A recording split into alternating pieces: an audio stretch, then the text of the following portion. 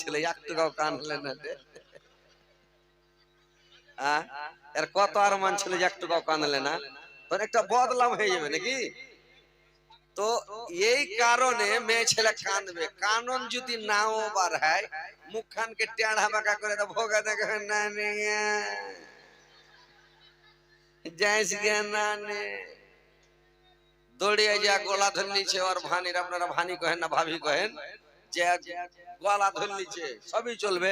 ভানি মরে গেল ভানি, এর গলা ধরছে ওর গলা ধরছে, ভোগা দিয়া কেউ গলা ভেঙে দেয়, প্যা প্যা করছে।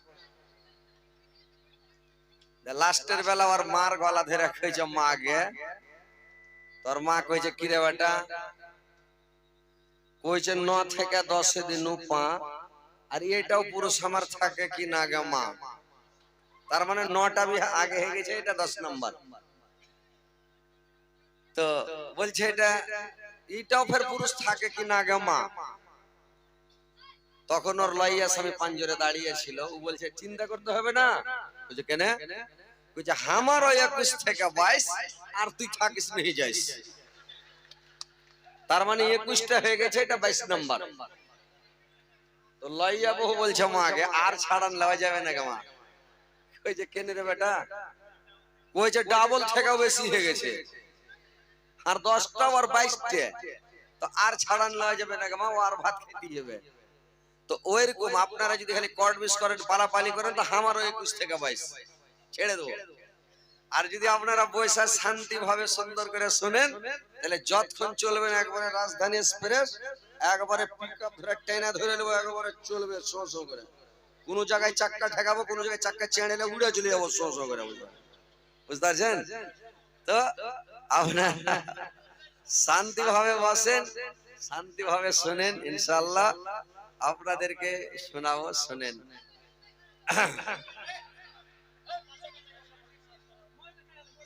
আগা বন্ধিয়া গায়া মার সনা বঙ্গ সনা নাগ, আমার কথা শুনো না। তিনি মদর দয়ার নবী, তাকে তোমরা চিনো না। তিনি মদর দয়ার নবী, তাকে তোমরা চিনো না। দয়ার নবী বনে বনে চরাইতেন ছাগল, কাফেররা দেখে বলতো এটা একটা পাগল। কাফেররা দেখে বলতো এটা একটা পাগল। পাগল নাই গো পাগল নাই, সে আল্লাহর প্রেমের দিওয়ানা। তিনি মদর দয়ার নবী, তাকে তোমরা চিনো না। তিনি মদর দয়ার নবী, তাকে তোমরা চিনো না। তো ভাই, এবার আমি আমার বক্তব্যের দিকে আসছি। যে দেখেন ভাই, আমরা মুসলমান, আমাদের ধর্ম হচ্ছে ইসলাম। আমরা মুসলমান, কিন্তু আমাদের শুধু নামটাই মুসলমান। কাজকর্মগুলো ভাই আমাদের মুসলমানের মতন হচ্ছে না। আমাদের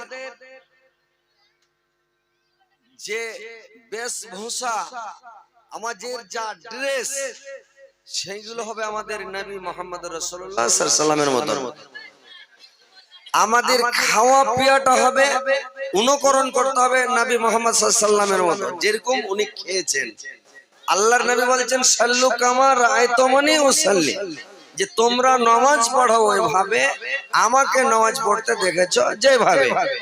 তো ওইরকম আল্লাহর নবী যেভাবে খেয়েছেন, আমাদেরকে ওইভাবে খেতে হবে। আল্লাহর নবী যেভাবে পোশাক পরেছেন, ওইভাবে আমাদেরকে পোশাক পরতে হবে। আল্লাহর নবী রাস্তায় চলতেন, কিভাবে চলতেন ওইভাবে চলতে হবে নাকি?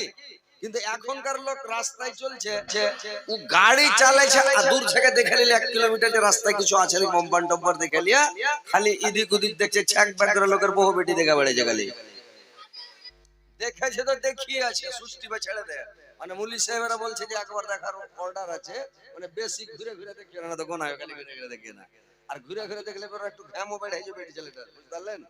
তো আর যাতে ঘ্যাম না বাড়ে ওকে ইয়ারা যুবকেরা মনে হচ্ছে দেখার অর্ডার যখন একবার আছে হাদিসে, তো দেখে নিয়ে সুষ্টি বা ছেড়ে দিলে পুরা করে স্ক্রিন করছে, এক সুরে দেখছে কোনটা কি আছে, মাথা থেকে শুরু করে পারতাইলা পর্যন্ত দেখে পুরা করে স্ক্রিন করে নিলে নাকি? তো কথা হচ্ছে ভাই যে এটা ঠিক নয়, স্ক্রিন করতে হবে না। আপনি দেখলেন লোকটাকে, কার এটা বাড়ির লোক, কে এটা লোক, বাস এতখানি।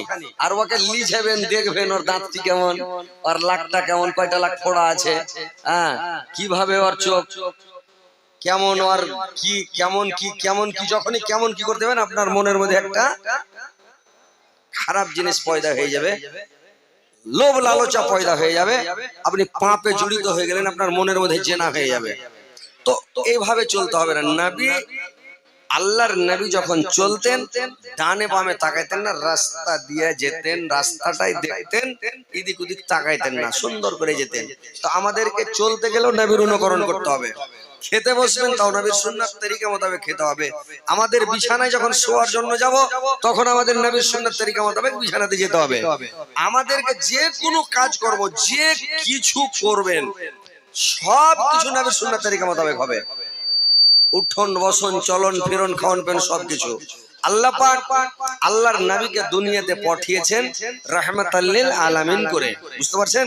আল্লাহ পাক কোরআনের মধ্যে বলছেন ওয়া মা আরসালনাকা ইল্লা রাহমাতাল লিল আলামিন, আমি তোমাকে পাঠালাম রাহমাতাল লিল আলামিন করে, তোমাকে আমি পাঠালাম, তোমাকে আমি পাঠালাম রহমত স্বরূপ তোমাদেরকে, তোমাকে আমি দারোগা করে পাঠাইনি, তোমাকে মাস্তান করে পাঠাইনি যে তুমি দারোগা নাও, যে তোমার কথা যে না মানবে ওকে ধরে নাও, আর ধরে নিয়ে ওকে মারো, ঠাঠাওয়ারাকে কলমা পড়াও, ওকে দিন মানাও।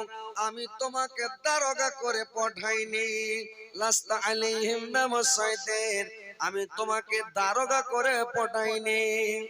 তোমার কাজ হলো বলে দেওয়া, ফাজাক্কির ইন্নামা আনতা মুজাক্কির, তোমার কাজ বলে দেওয়া, তুমি শুধু বলে দাও।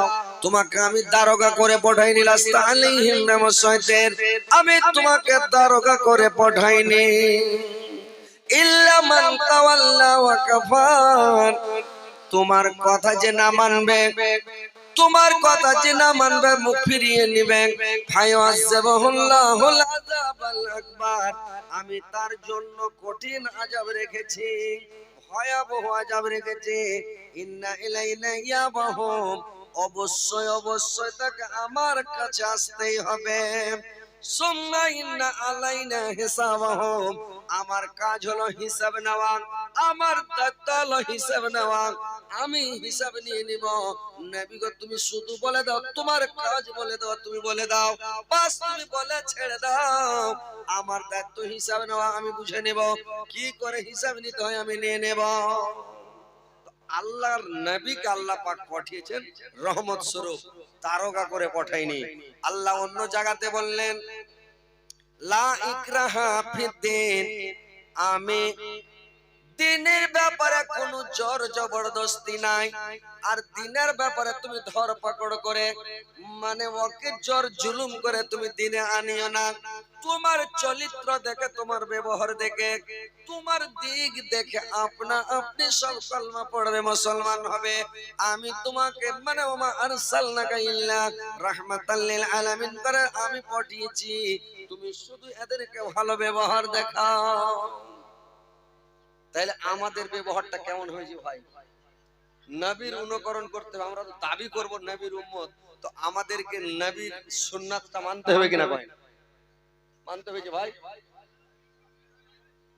সবটাই নবীর সুন্নাত মানতে হবে। যে কোনো কাজ করবেন নবীর সুন্নাত, যেইটা কাজ করবেন নবীর সুন্নাত।